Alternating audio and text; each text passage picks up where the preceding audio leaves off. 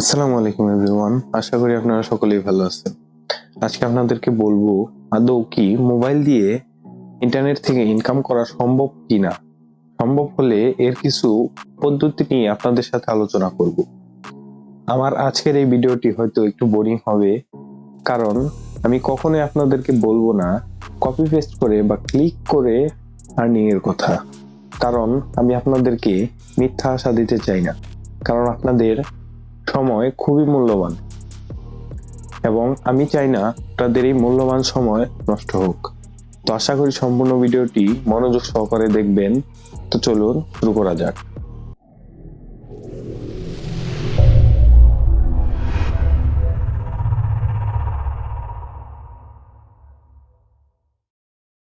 Main টপিকে যাওয়ার আগে একটি গুরুত্বপূর্ণ কথা বলে নিই। আপনার যদি আমার এই ভিডিওটি ভালো লাগে তাহলে প্লিজ একটি লাইক করবেন, আর যদি ভালো না লাগে তাহলে ডিসলাইক বাটনটি প্রেস করে দিবেন। আর হ্যাঁ, সাবস্ক্রাইব করতে কিন্তু ভুলবেন না। তো চলুন মেইন বিষয়ে ফেরা যাক। তো প্রথম পদ্ধতিটি হচ্ছে ফ্রিল্যান্সিং।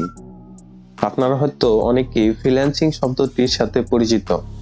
যারা জানেন না ফ্রিল্যান্সিং জিনিসটা কি, তারা প্লিজ ইউটিউবে কিংবা গুগলে সার্চ করে দেখে নেবেন।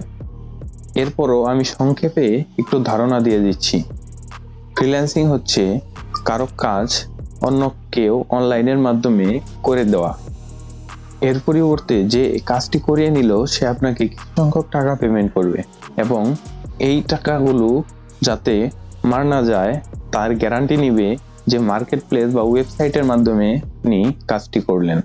আমার জানা মতে বহুল ব্যবহৃত তিনটি ফ্রিল্যান্সিং মার্কেট প্লেস হচ্ছে fiverr.com, freelancer.com এবং upwork.com।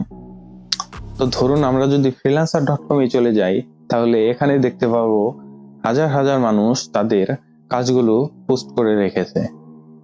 তো এখানকার মধ্যে অনেক কাজ রয়েছে যেগুলো আমরা মোবাইল দিয়ে করতে পারি, যেমন কপিরাইটিং। এর মধ্যে এমনও কাজ আছে যে আপনাকে একটি স্টিল ফটো দিল যার মধ্যে একটি পাতার ছবি রয়েছে যেখানে হ্যান্ড রাইটিং রয়েছে। আপনাকে সেই হ্যান্ড রাইটিং গুলো দেখে দেখে ওইগুলোকে টেক্সটে কনভার্ট করে, মানে টেক্সটে লিখে সেই টেক্সট ফাইলটা ক্লায়েন্টকে দিতে হবে এবং ক্লায়েন্ট আপনাকে তার বিনিময়ে কিছু পেমেন্ট করবে।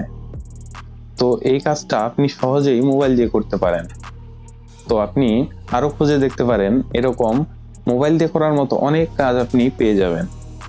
তবে একটা জিনিস মনে রাখবেন, আপনি যে কাজই করেন না কেন আপনাকে নিশ্চয়ই দক্ষ হতে হবে।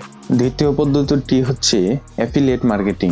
অ্যাফিলিয়েট মার্কেটিং হচ্ছে কিছু অনলাইন শপ তাদের প্রোডাক্টের একটি বিশেষ লিংক আপনাকে দেবে এবং কেউ যদি ওই লিংকে ক্লিক করে ওই প্রোডাক্টটি কিনে, তবে ওই প্রোডাক্টের উপর কিছু পার্সেন্ট আপনি কমিশন পেয়ে যাবেন।